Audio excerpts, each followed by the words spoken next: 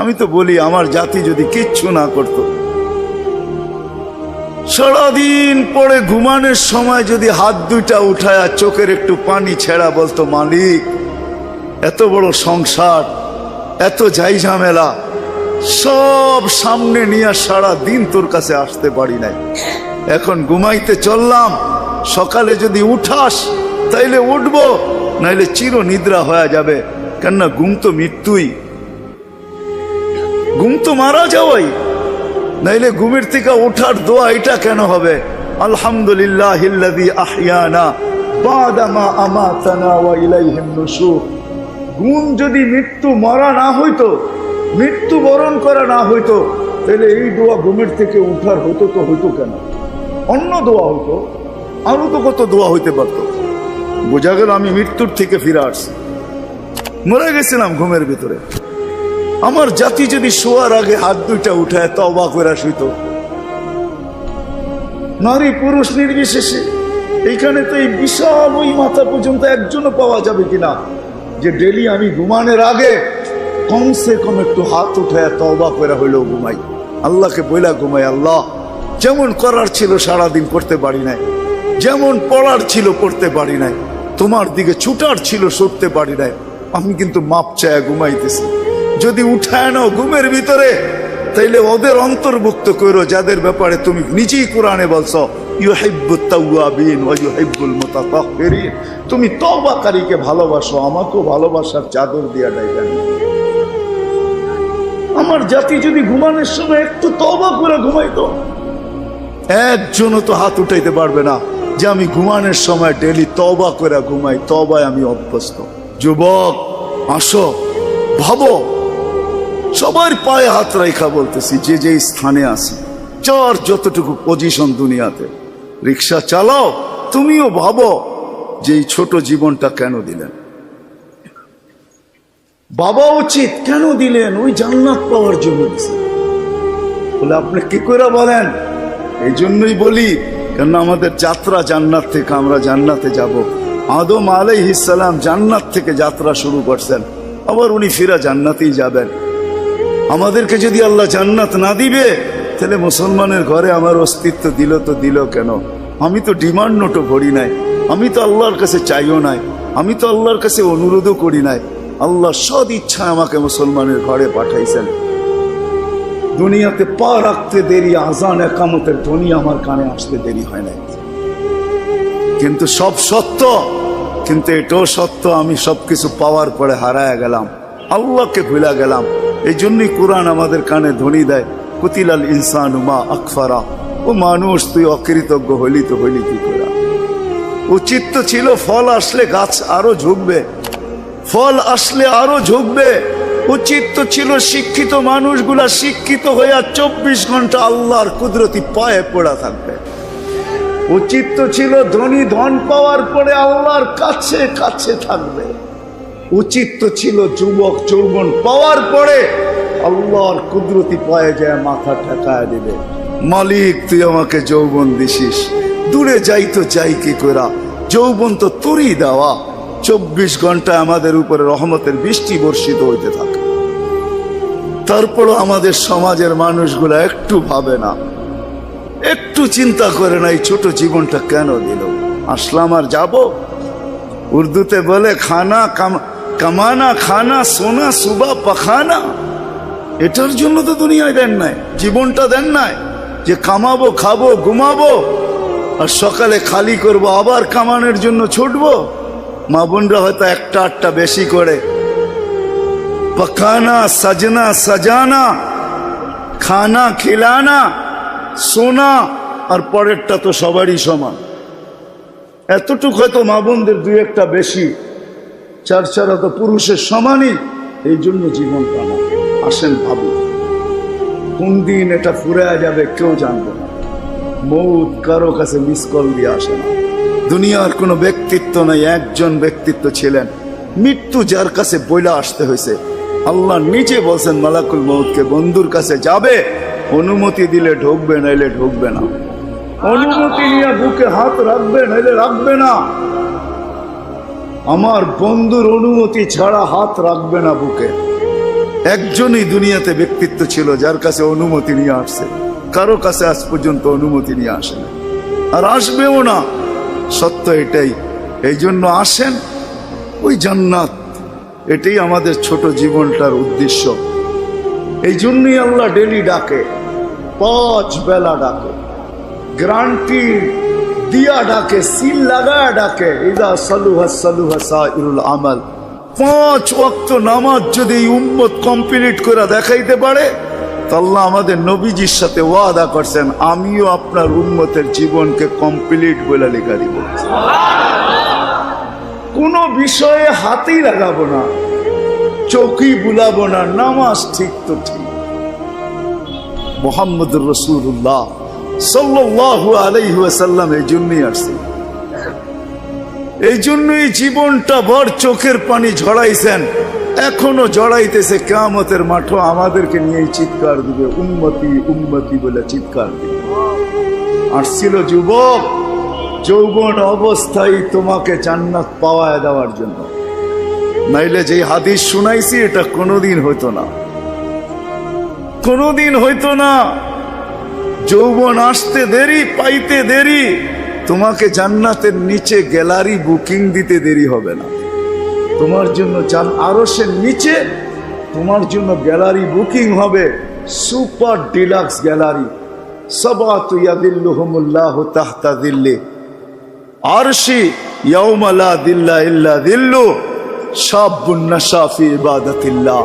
ওই যুবক যে দুনিয়ার এই গান্দা জিনিসের থেকে 60-70 বছরের জন্য চোখ বন্ধ করে নিছে, কান বন্ধ করে নিছে, জবান বন্ধ করে নিয়ে দৌড় লাগাইছে, আল্লাহ বলে তোমাকে আরশের নিচে সুপার ডিলাক্স গ্যালারিতে জায়গা দিবে।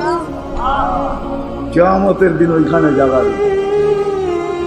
হ্যাঁ, ওইখানে শুধু খালি মুখে বসে থাকতে হবে না, সব থাকবে ওইখানে, সব খাইতে থাকবে, সব বুক করতে থাকবে, আমল নামা উঠতে উঠতে ডাইনাতে চলে আসবে। তোমার যাইতেও হবে না, উঠতে উঠতে ফেরেশতা নিয়ে আসবে হাতে, ডাইন হাতে। আজকে যেরকম ছক্কা মারলে তোমরা বাজার গরম করে ফেলো, মহল্লা গরম করে ফেলো, ঠিক না? আরে বোঝো তো আমার কথা। তার ছক্কা ক্রিকেটে দেখো না, মাঝে মাঝে তোমাদের পছন্দের প্লেয়ার যদি ছক্কা মারে বা টিম যদি ছক্কা মারে, তাহলে পুরো বাজার গরম করে ফেলো, ঠিক না? আমল নামা ডাইনাতে আসতে দেরি, আরশের নিচ গরম করতে দেরি করবে না। উমুকরা উ কিতাবিয়া বলে একটা চিৎকার দিবে, আরশ পর্যন্ত কাইপা উঠবে। আল্লাহ মুস্কি মুস্কি হাসবে যে দেখো কি চিৎকার দিতেছে। ডাইনাতে চলে আসবে, আম্মা মান উতিয়া কিতাবাহু বিয়ামিনি। ডাইনাতে আসতে দেরি, চিৎকার দিতে দেরি হবে না। এটা চিৎকার, খুশির চিৎকার। উমুকরা ও কিতাবিয়া। আর শুধু এটাই না, ওইখানে যে নাস্তাও খাবে। বললাম না খাওন আছে, খাওন আরশের নিচে। জান্নাতের মাছের কলিজার কাবাব আর জান্নাতের রুটি খাওয়াবে। ফেরেশতারা আয়েশা বলবে, আল্লাহর ওলি দুপুরের খানা জান্নাতে খাইতে হবে। এইখানে বৈশা বৈশা একজন আরেকজনের দেখায়া সময় কাটাইলে চলবে না। জিজ্ঞাসা করবে কি পাকাইছে আল্লাহ দুপুরে? যাবাহা লাকুম সাওরাল জান্নাত, জান্নাতের ষাঁড় জবরদস্ত। জিজ্ঞাসা করবে কোথার থেকে আনছে? আমাদের আমিন বাজার মিরপুর থেকে। কানা রব্বা হাফি আকনাফিল জান্নাহ, জান্নাতের কোনায় কোনায় বিচরণ হয়ে বড় হয়েছে। জিজ্ঞাসা করবে কি গাছ খাওয়াইছে আল্লাহ? ফেরেশতারা বলবে হাশিশ আর জাফরান, পিওর জাফরানের গাছ খাওয়া বড় হয়েছে। বর্ণনা শোনার পরে মুখে পানি এসে পড়বে, উঠবে জান্নাতে যাওয়ার জন্য, উঠতে দেরি। নূর হুমিয়াসা, ওই দিন নামাজের মজা বুঝে আসবে, ওই দিন উজুর মজা বুঝে আসবে। যেখানে উজুর ব্যবহার হয়েছে ওইখান থেকে নূর ফুটা বাহির হবে। যেই জায়গা নামাজে ব্যবহার হয়েছে ওখান থেকে নূর ফুটা বাহির হবে। দোজখের পাশে যাবে, দুনিয়ায় কি রংবাজ। দোজখ যখন জিজ্ঞাসা করবে তোমরা কারা, তো সব রং বুড়াও রংবাজ হয়ে যাবে। রংবাজ বোঝেন তো? দোজখের পরিচয় দিবে, চিনো না বুঝি আমার ঘরে? হ্যাঁ চিনো না? নিজেকে পরিচয় দিবে ঘন্টা ভর। তারপরে দোজখ বলবে মাপ চাই বাবা, জিজ্ঞাসা করেও বিপদে পড়ছে। তোমরা ধীর গতিতে পার হবে না, দ্রুত গতিতে পার হবে। কাইলা তাশউর, এমন না যে পদ্মা ব্রিজ নতুন দেখতে গেছো, গাড়িওয়ালা করে বলছে আস্তে আস্তে চালা, একটু দেখালোই, আবার কবে আইনা না, ঠিক না? ওটার ভিতরে লেখা আছে কিন্তু কত মাইল স্পিরিটে চালাইতে হবে, এর চেয়ে কম দাঁড়াইলে খবর আছে, সিসি ক্যামেরা লাগাইয়া দিছে। কিন্তু দুযোগও বলবে ধীরগতিতে যেও না, আগুন নিভা যাবে, তোমরা এরম দত্তিতে পার হবে যে খবরই না হয়, উঠবে আর ওই পারে যে ঠক করে লেগে যাবে। আর ফেরেশতারা প্রটোকল দেওয়ার জন্য দাঁড়ায় থাকবে, ওয়াসিকাল্লাযীনা তাকাউ রাব্বাহুম ইলাল জান্নাতি সুমারা হাত্তা ইযা জাউহা ফুতিহাত আবওয়াবুহা ওয়া ক্বালা লাহুম খাজানাতুহা সালাম। ফেরেশতারা প্রটোকল দিবে, বলবে চিরদিনের লেগে ঢোকো জান্নাতে। আমাদের নবীজি এটাও জানায় দিয়েছেন এই উম্মতকে, শুধু আমাদের নবীজি আর এই উম্মতকে, যুবক তোমাদের জান্ডা কিন্তু হাসান হুসাইনের হাতে থাকবে, মজা অন্যরকম হবে। মা বোনদের জান্ডা ফাতেমা রাদিয়াল্লাহু তাআলা আনহার হাতে থাকবে। আমাদের বয়স্কদের জান্ডা আবু বকর আর ওমর রাদিয়াল্লাহু তাআলা আনহুমার হাতে থাকবে। আল্লাহর নবীজি আগে আগে থাকবে। ওয়াস্তাকবিলুনি উম্মতি রব্বি, আল্লাহ জান্নাতের গেটে আমাদেরকে স্বাগত জানাবে। কেমন হবে? সর্বশেষ যে জান্নাতে যাবে, সর্বশেষ, শেষ পড়ার কেউ যাবে না। ও যখন জান্নাতের দরজায় যাবে, হুর দেইকা 40 বছর তাকায় থাকবে, খালি রূপ দেইকা 40 বছরের লেগে ট্যা হয়ে যাবে, ট্যা। 40 বছর পরে হুর ওর গালের ভিতরে চিমটিকাইটা বলবে, খালি দেখবি আর কিছু কাহিনী নাই, আর কত দেখবি তুই আমারে, চল ভিতরে। ওই জান্নাতের জন্য ছোট জীবনটা দিছে, ওটার জন্যই যার কাছে যে যে অবস্থানে, এই অবস্থানটা ওই জান্নাতের জন্য কাটাবে কিভাবে, এটার জন্য মুহাম্মাদুর রাসূলুল্লাহ সাল্লাল্লাহু আলাইহি ওয়াসাল্লাম। আমি তো বলি যুবক, হায় এই জীবনে তো কতবারই চুল কাটলা, ঠিক না? কাটো নাই চুল? হ্যাঁ, কমসে কম তো ঈদে কাটো, ঠিক না? আজ পর্যন্ত সেলুনে যে কোনোদিন বলছো যে আজকে তোদের যতগুলা ডিজাইন আছে এগুলা সরা? ও যদি বলে তোর মাথায় কি হলো, কয় না না সরা তুই এই ডিজাইন। আজকে আমি নিয়ত করে আসছি আমার চুল কাটবো আমার নবীর ডিজাইনে, আমাকে কাটা দিবি। একজন যুবক দেখো, বলো কসম খোদার, যদি তুমি নবীর মহব্বতে একদিন চুলও কাটতে পারো, তাহলে আমি জানি তোমার যদি ঈমান নিয়ে মরতে পারো, একদিনের চুল কাটা তোমাকে জান্নাতে নিয়ে যাবে। নবীর আদর্শ আল্লাহর কাছে বড় প্রিয়। এই জন্য আসো, লম্বা করতে চাইতেছি না, আসো ছোট জীবনটা, যে যেই ক্ষেত্রে আসি, যুবক যৌবনে, নারী নারীত্বে, পুরুষ পুরুষত্বে, ধনী ধনের ভিতরে, যে যে অবস্থানে আসি, পজিশনে আসি, এটা ওই জান্নাত নেওয়ার জন্য। নাইলে পস্তাইতে হবে, সওয়া যাবে না, এটাই সত্য। এক এক দুযোগীর এক একটা দাঁত হবে 10 কিলোমিটার চওড়া, উপরের মারিটা হবে 160 কিলোমিটার,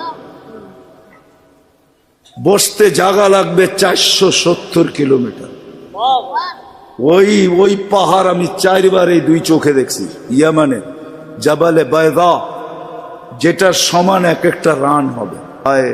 সইতে পারবে না। তোমাকে মুসলমানের ঘরে অস্তিত্ব দিছেন এই জন্য না, তোমাকে মুসলমানের ঘরে অস্তিত্ব দিছে যুবক এই জন্য যে তুমি যৌবন দিয়েই আল্লাহর কাছ থেকে জান্নাত নিয়ে নিবে। পরের সময়টা যেটা থাকবে ওটা শুধু বোনাস থাকবে। জান্নাত তুমি নিয়ে নিবে, পরে যা সময়টা পাবে এটার জন্য তোমার পদ মর্যাদা বাড়তে থাকবে, জান্নাতে মর্যাদা বাড়তে থাকবে। কিন্তু জান্নাতের প্লট তুমি যৌবন দিয়ে নিয়ে নিবে, এই জন্য তোমাকে যৌবন দিয়েছে। আসো আজকে সবাই মিলে অঙ্গীকার করি, বুলার রাস্তার থেকে ফিরে আসি আর ভাবি যে আমাকে কিন্তু জান্নাত নিয়ে যেতে হবে। ওইখানে কোনো পরিচয় চলবে না। যদি চলতো তাহলে একটা কথা বলেই শেষ করতেছি, দুনিয়ার কারো যদি নাও চলতো তাহলে আবু তালেবের জন্য চলতো পরিচয়। আবু তালেবের চলতো, যেই নবীর পিঠের ছোঁয়া পাইলে ভাগ্য খোলে। আল্লাহর রসুল খেজুর গাছে পিঠ লাগায় জুমার খুতবা পড়তেন। যেই দিন মেম্বরে উঠছেন, পা রাখছেন, খেজুর গাছ বাচ্চার মতো ফুফায় ফুফায় কাঁদতেছিল, বিলাপ করতেছিল, আমাকে বঞ্চিত করলেন কেন? পেটের ছোঁয়া দিতেছিলেন, ধন্য হইতেছিলাম, কেন বঞ্চিত করলেন? মেম্বরে কেন পা দিলেন? আল্লাহর রসুল সান্ত্বনা দিতে দিতে এই পর্যন্ত সান্ত্বনা দেওয়ার পরে কান্না থামছে যে তোকে আমি জান্নাতে নিয়ে যাব। দুনিয়াতে তুই খেজুর খাওয়াইতে পারিস না, তুই জান্নাতে খেজুর দিবি, আমি খাবো। ওই আবু তালেবই আল্লাহ রসুলের ছোঁয়ায় ধন্য হতো। 44 বৎসর চাচার সিনায় থাইকা বড় হয়েছেন। 44 বৎসর পর্যন্ত চাচার সিনায় ছিল। ও যুবক, আমি চুল কাটার কথা এই জন্য বলতেছিলাম। আনাস ইবনে মালিক রাদিয়াল্লাহু তাআলা আনহু বলেন, আল্লাহর রসুল আমার ঘরে আসছে, আমি দস্তরখান বিছায়া দিছি, খাইছেন, দস্তরখান দিয়ে হাত মুছছেন। ওই দিন থেকে নিয়ে আজ পর্যন্ত যতদিন বেঁচে থাকবো দস্তরখানকে পানি আর সাবান দিয়ে আমি পরিষ্কার করি না, আর করবো না। যখনই ময়লা হয় আমি আগুনে নিক্ষেপ করি, আগুন ময়লা খায়া ছাই করে ফেলে, আমাকে চকচকে দস্তরখান ফেরত দেয়। একটা সুতাও জ্বালানোর ক্ষমতা রাখে না। যেই রসুলের হাতের ছোঁয়া পাইলে দুনিয়ার আগুন, দুনিয়ার সুতা পড়তে পারে না। তুমি যদি ওই রসুলের স্টাইলে চুল কাটো তো দুজক তোমাকে ধরবে, তো ধরবে করতে না। আমার কাছে লজিক আছে, যুক্তি আছে। আসো, কোনো পরিচয় চলবে না, চলবে শুধু মুহাম্মদুর রাসূলুল্লাহ, তার আদর্শ চলবে। এই জন্য আসেন, ওয়াদা করি আজকের থেকে যে আমি আমার জীবনটাকে আল্লাহর রসুলের আদর্শে যে জায়গায় আছি, গরিব গুরবতের ভিতরে থেকে, হায় গরিব তো ভাবে দুনিয়াও পেলাম না, আমিও ভাবি গরিব দুনিয়াও পেল না, আখেরাত যেন হাতছাড়া না হয়। কিয়ামতের মাঠের আধিপত্য গরিবদেরই থাকবে। একটাই সম্প্রদায় কিয়ামতের মাঠে যাদের হিসাব কিতাব হবে না, কানে কানে ফেরেশতা বলবে ইনতালিকু ইলাল জান্নাতি বিগাইরি হিসাব ওয়ালা কিতাব, তোমাদের হিসাবও নাই কিতাবও নাই, চলো জান্নাতে চলো। এই জন্যই আল্লাহ রসুল গরিবদের ভিতরে উঠতে চাইছেন। অহশুরনি ফি জুমরাতিল মাসাকিন, হিসাব কিতাব নাই। শুধু এইখানেই শেষ না, আল্লাহ বলবে তামাত্তাউ 500 আম হাত্তা ইয়াদখুলাল আগনিয়া, দুনিয়া আলারা দুনিয়ায় ভোগ করছে 60-70 বছর, তোদেরকে দেখায় দেখায়, তোরা খাবি 500 বছর ওদেরকে দেখায় দেখায়। 500 বছর পরে ধনীদেরকে যেতে দিবে, এই পাশে বসায় রাখবে, বলে বসো আর দেখো ভিতরে কি করে। গরিব বড় বড় বার্গার লইব, 2 হাতে ধরে টানবো আর খাইবে। বড় বড় গ্রিল লইব, দুনিয়ার যত খানা জান্নাতের এটা লইব, আর লম্বা লম্বা টান দিব আর দেখাইব আর চোখে টিপি দিব। কি বয়ার হয়েছেন কেন? ঠিক না? আমি তো মাঝে মাঝে বলি হুজুররা কি বলবে জানি না, হুরেরও যদি আয়ে বলবো পরে অনেক সময় আছে তোর লোকে দেখা করার, যা এখন 500 বছর খাওয়ার অনুমতি দিছে, দুনিয়ার 60টা মিটায় লই, 500 বছর খায়া লই, পরে দেখা করবো বাগেন থেকে। হুরের কাছেও যাব না। আল্লাহ ওই গরিবকেও ওই ক্ষেত্র দিছেন, ধনীর জন্যও দিছেন। ধনীর জন্য যে দেন না এমন না, তাহলে ফুসাইল ইবনে ইয়াজ রহমতুল্লাহ আলাইহি বলতেন না, আমাদের সমাজের বিত্তশালীরা যদি গরিবের বাড়িতে যায় আর যা তালাশ করে কার ঘরে কি পাক হইলো কি হইলো না, আল্লাহর রসুল বলে তুবাল আমির আলা বাবিল ফকির, এর চেয়ে উত্তম ধনী কেউ নাই যে গরিবের দরজায় যায় খটখটায়। ফুসাইল ইবনে ইয়াজ বলে তুমি এক লোকমা ক্ষুধার্তের মুখে উঠায় দিবা, লুকমাতুন ফি বাতনিন যায় খায়রুম মিন বিনাই জামে, একজন আল্লাহর ঘর বানায় যা না পাবে, তুমি গরিবের ক্ষুধার্তের মুখে এক লোকমা উঠায় দিয়ে এর চেয়ে বেশি সওয়াব পাবে। আল্লাহর ঘর বানাইলে জান্নাত পাওয়া যায়, গরিবের মুখে এক লোকমা খানা উঠায় দিয়েও জান্নাত পাওয়া যায়। হাদিসে কুদসি আছে, আল্লাহ বলে আমি ক্ষুধার্ত ছিলাম, তুমি কেন খাওয়াইলে না? তো বান্দা বলবে আপনি, সুবহান, আপনি আবার ক্ষুধার্ত? তা আল্লাহ মানুষ সামনে নিয়ে আসবে, এ ক্ষুধার্ত ছিল, তোমার কাছে হাত পাচ্ছে, তুমি ধাক্কা দিয়া বাহির করে দিছ, একে খাওয়াইলে আমাকে খাওয়ানো হতো। জিজ্ঞেস করেন হাদিস আছে না নাই? আমি কাপড়হীন ছিলাম, তুমি কেন আমাকে কাপড় পরাইলে না? ধনীকেও ধন দিছেন এই জন্য, শিক্ষিতকেও শিক্ষা দিছেন এই জন্য। আসেন, অর্জন করব তো, শিখব তো, পাক্কা ওয়াদা?